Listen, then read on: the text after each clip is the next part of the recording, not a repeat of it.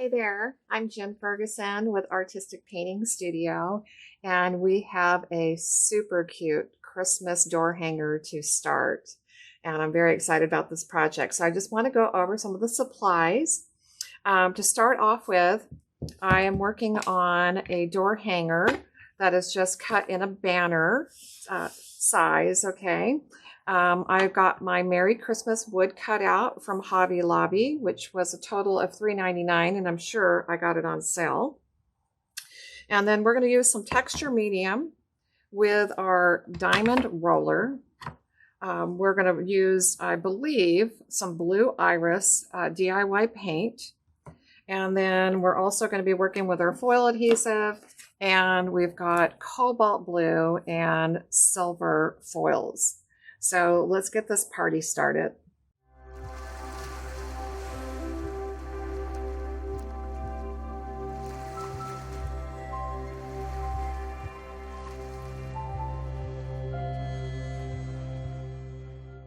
Our first layer that we're going to do on the project is going to be our texture medium, which is this product right here.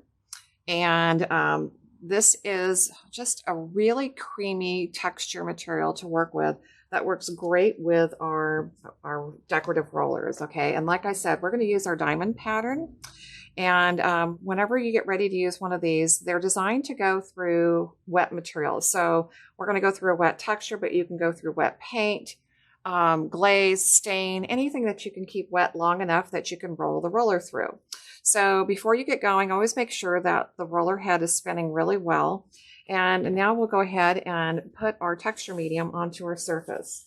Now I've already got it out of the container, and I just used a stir stick to pull it out. But we basically have kind of referred to this as marshmallow cream because it's so creamy and fluffy and kind of reminds you of that marshmallow cream in the jar. So you can use a trowel. Okay, this is my little mini trowel, which works wonderful. And if you don't have one of those, you can still put this on even with a chip brush. Okay, so don't feel like if you don't own a trowel, you can't do the project. Now, if you are using a chip brush, it definitely is going to create like a strié finish. So you're going to end up with a strié texture in the background. But you can see I can easily move this product along the surface. You want to have it about 1/8 to 1/4 inch thick. It shouldn't really be any thicker than that. And 1/8 of an inch is really a good thickness. Okay, I'm going to also show you guys how to trowel this on. So I'm just going to kind of clean off my chip brush a little bit and then just use my mini trowel, okay, to put this on. So you can see how nice and smooth it will go onto the surface if you are using a trowel. And I think I said 1/4 inch. I meant 1/8 of an inch to 1/16 of an inch, okay? I say, my gosh, if we've got 1/4 inch on here, this stuff is going to be really super thick. So either way, you can definitely do this. And the strié finish that you're going to end up with from the brush is just going to give you added texture to your background. So don't feel like you're going to be taking away from your project. It'll just have a little bit more texture and interest, and that actually might be a great thing. There's no way we can get it on completely even, okay, across our surface. So there's no way it can always be at 1/4 of an inch, I'm sorry, 1/4 of an inch, 1/8 of an inch to 1/16 of an inch thickness. So you're going to have highs and lows in your texture, which is fine because it's just going to give us more interest in our background. And this is just going to be our background texture for the project. So this is a door hanger that you can put on your front door. You could put it on a gate. You can hang it in your house, wherever you would like. It will be a wonderful addition for the holidays. Okay, so I am just trying to smooth out a little bit of my last marks here, okay? And then just going to put my texture to the side. And then we're going to get our roller, okay? Now, the other thing is you can wipe off the edges first, and that way you don't have to go back and sand any of those edges, okay? I have a tendency to do that first just so I can keep it a little bit cleaner. And I'm just looking for a paper towel to clean my hands off here quickly. And then take your roller, okay? Now, I know there's no way that this is going to end up probably perfectly balanced across here. So I think I'm going to try to kind of go for the center to begin with and just roll right through the middle. And you don't have to roll fast. Don't feel like it has to be a race, okay? And if by any chance you're not happy with the way that looked, okay, you can definitely just take your trowel or your brush and wipe it out and do it again. Now, the biggest trick here is just trying to line your pattern up. So I'm going to try to get those points lined up here and then just roll. Now, if we're not perfect, it's okay. If we're not happy with it, we can always wipe it out and do it again. And we're going to do the same thing over here.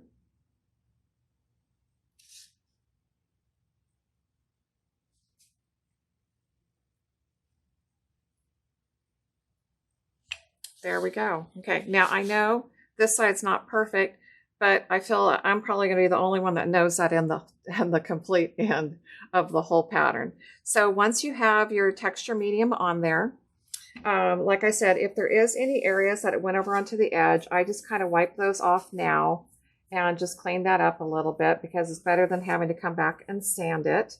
And then the texture medium is going to take probably about 3 to 4 hours probably to dry, just depending on your environment. You can always put like a circulating fan, an oscillating fan in the room to help speed up the process, but don't put a blow dryer to it, just kind of let it dry.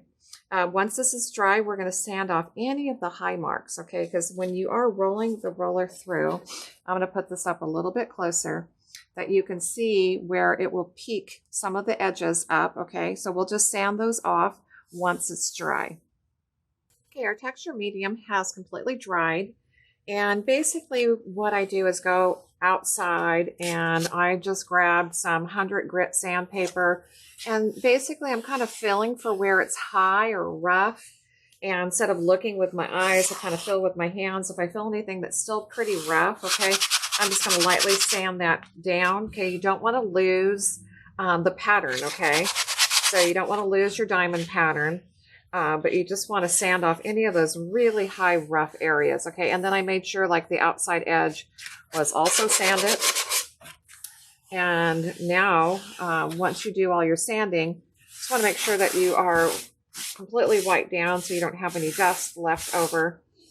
And we are going to get ready to paint this. Now, I have chose the DIY paint by Debbie's Design Diary, and we're going to use Blue Iris, which is a beautiful color. And we are going to paint the entire surface, okay, and the Blue Iris. So this is going to be our background color, okay? So I'm not only going to paint the top, but I'm also going to paint the edge, okay? And I always try to remember to do this first because it's easiest to paint your edge first and then paint the top, okay?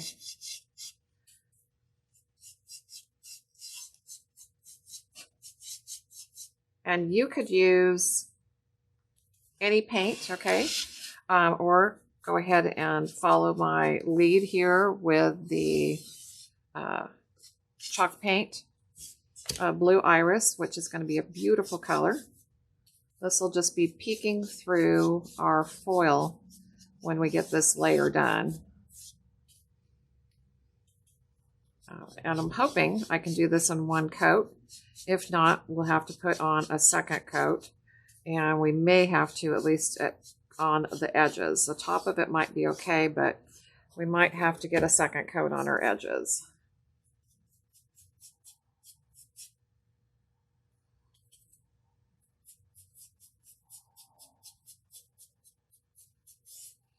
And sometimes using a sponge brush can be easier than trying to use my artist brush on the edge. Okay, now that I have the edges done, we're going to go ahead and finish this out. Now, at first, it's going to look like we kind of lost our diamond pattern. But once we apply our metallic foil over the top of this, the diamond pattern will be completely enhanced again. So put on one good full coat. Make sure that you do have the blue down into all of the lower areas from the diamond pattern, because that is the part that is really going to show, okay?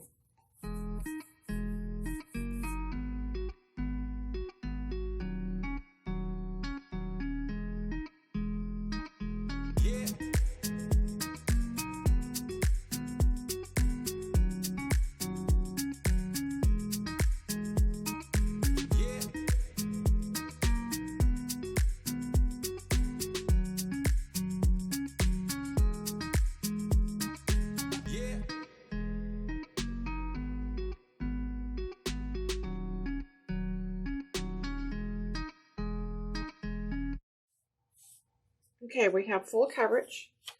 I'm just going to double check here and make sure that I don't have any spots that I've missed.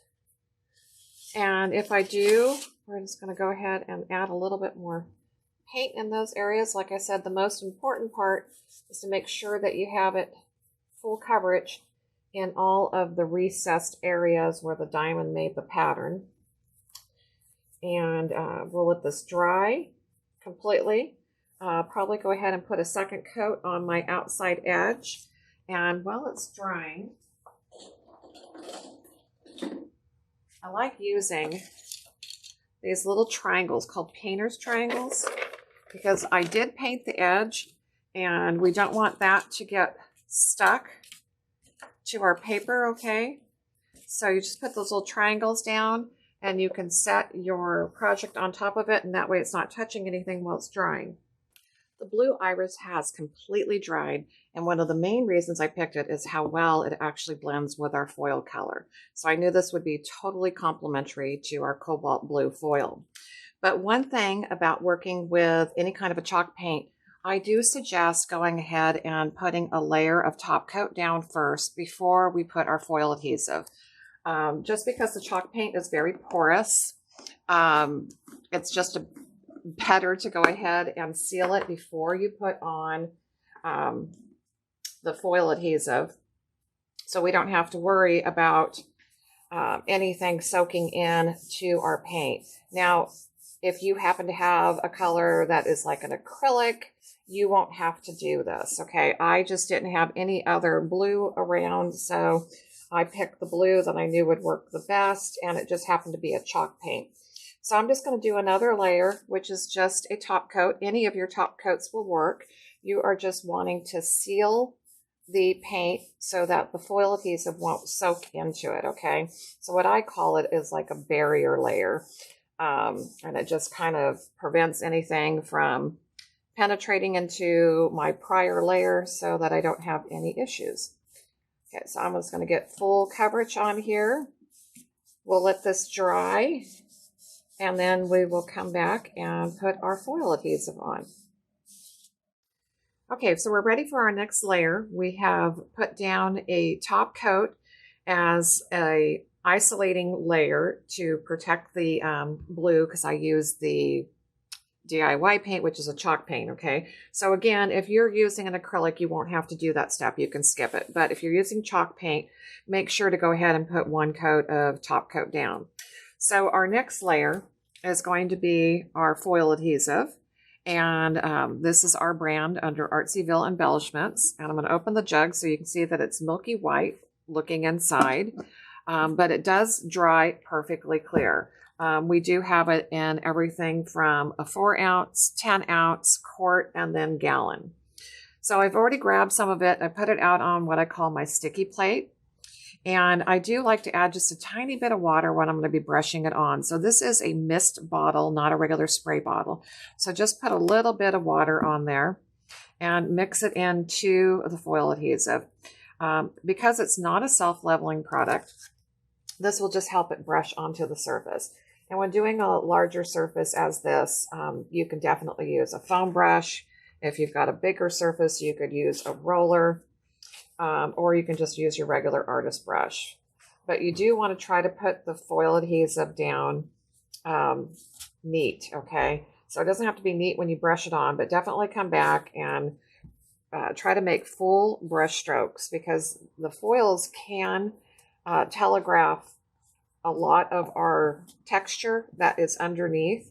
So you want to make sure that your brush strokes are straight if you're not wanting any additional texture to be coming through. So what we want in this project is mainly for our diamond pattern to see. So I'm going to go ahead and brush on the foil adhesive as neat as I can. Okay, so I'm going to keep my lines straight. So once I put it on, I'll come back and brush through, okay? And then make sure you got 100% coverage. If there's no foil adhesive in some spot, you won't get any transfer. So just double check that you make sure you have full coverage. And I'm just going to put a little bit more back there. Now you can see that it does go on milky white looking, but it will clear out within a few minutes.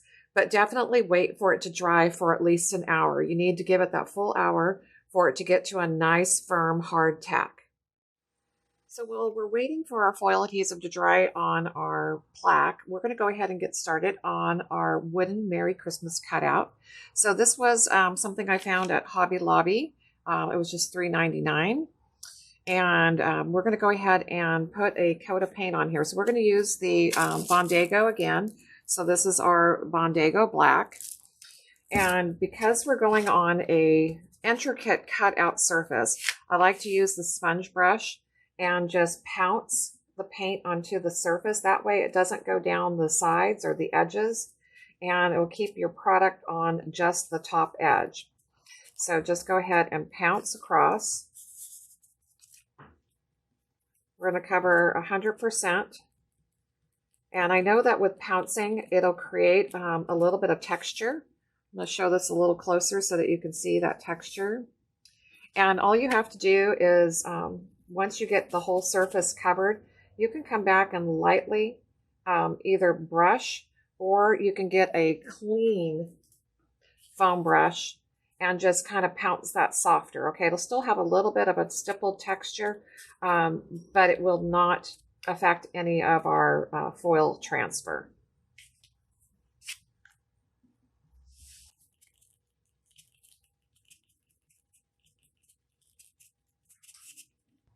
So all I'm doing is just softening out some of the heavy texture from pouncing it on, and we'll let this thoroughly dry, and we'll come back and put on our foil adhesive as well.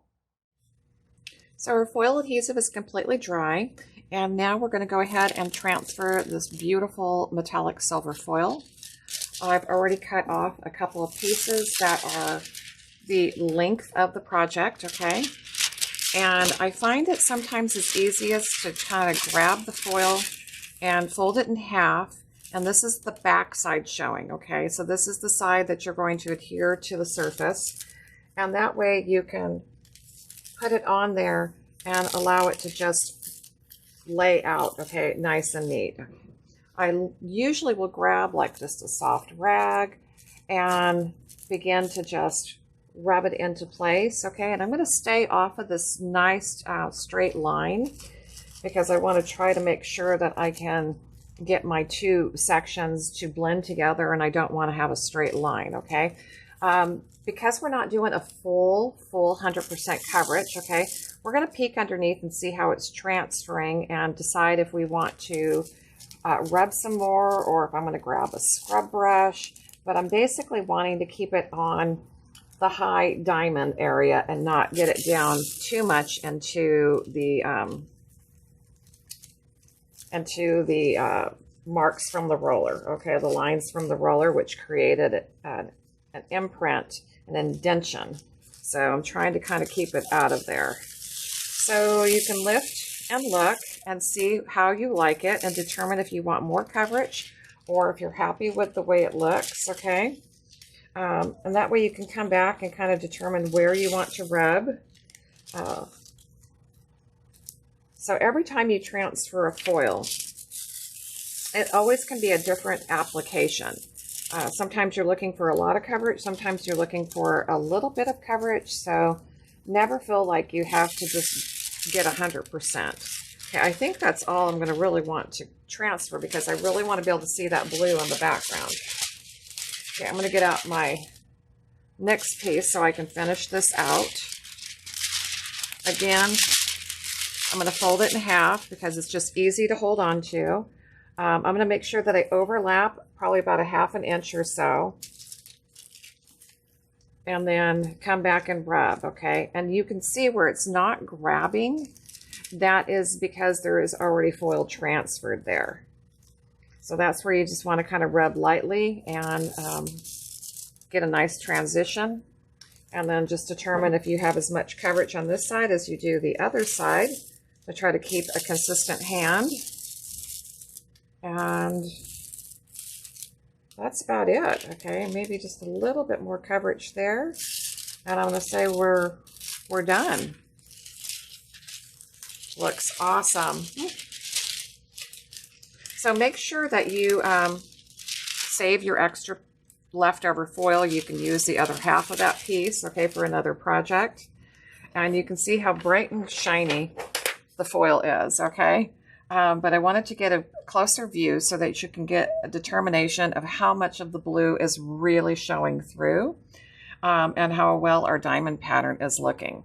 Now, at this point, I'm going to go ahead and clear coat this again because we're only going to be attaching our Merry Christmas to this. So as soon as you are done with transferring your foil, you can go ahead and get your top coat out. Okay, there's no having to wait any time in between. Okay, so once you transfer your foils, you can go right to your next layer, whether it be another layer of application or it is just to finish it off. Okay, so I'm hoping you can see that. I can't tip it too far. I already took the lid off, but again, it's the Master Clear Supreme top coat. And we're just going to go ahead and get some of this out onto the plate. And then just go ahead and put a full coat over the top, okay? You're just going to be protecting your foils. And because we're going to be gluing something onto here, which is going to be three-dimensional, it's best to go ahead and just top coat this now.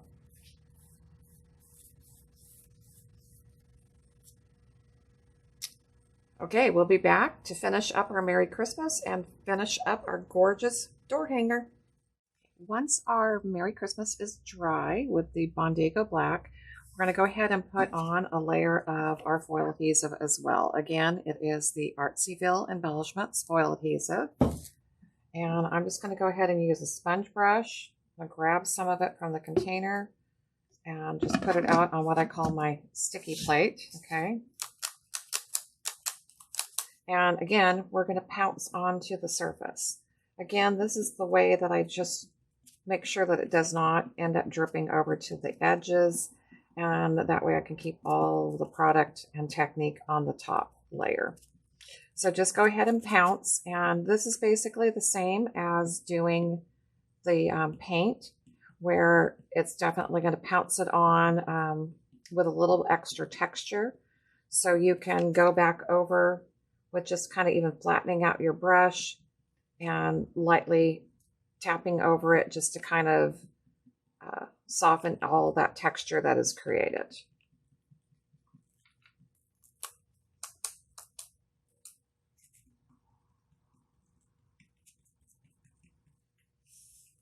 So again, we want to allow this to dry for at least an hour, and then we'll come back and transfer our foil.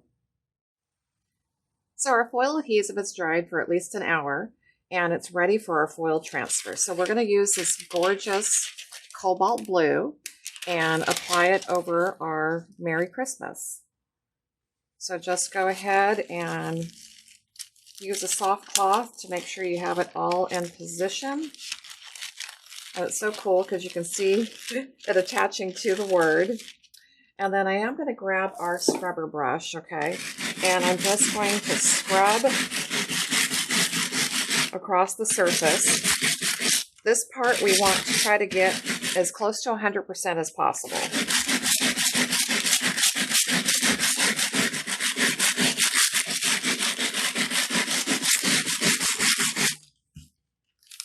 And then release.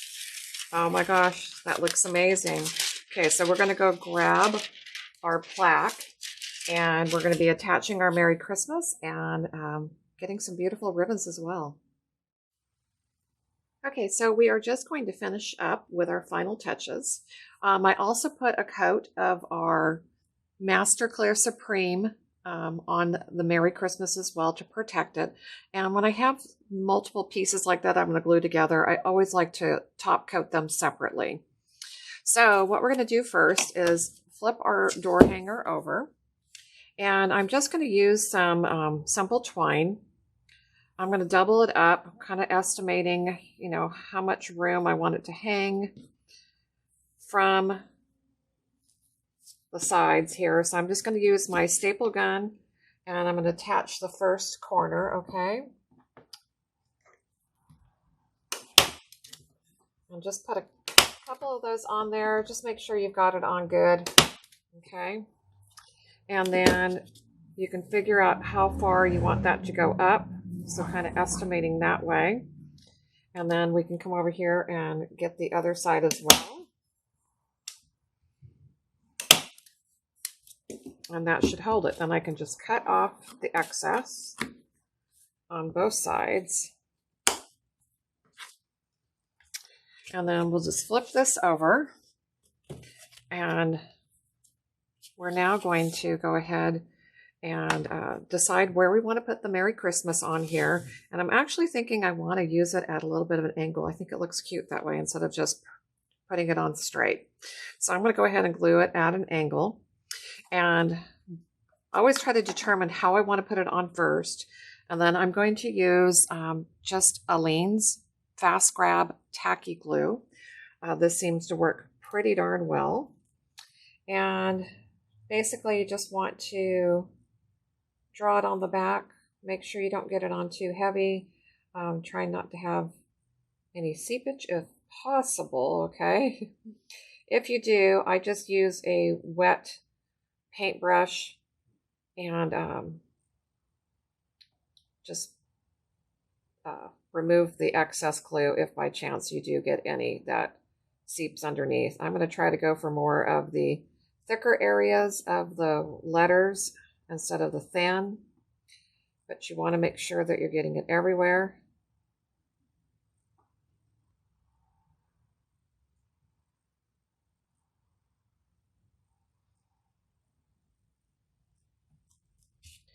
Okay, once you have it on the back, you're going to flip it over.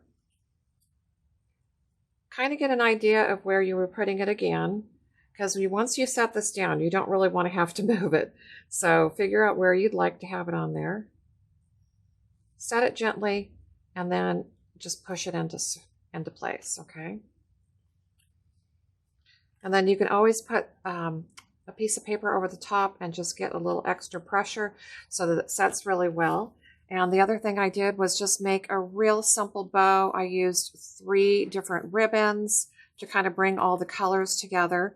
And I also drilled a hole in the corner of the door hanger here.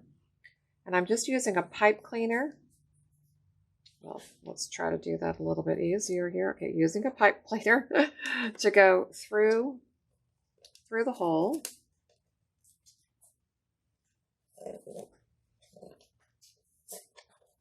And then you can just twist the pipe cleaner, position the bow how you want it, and there we go. It's done, ready to hang on your front door.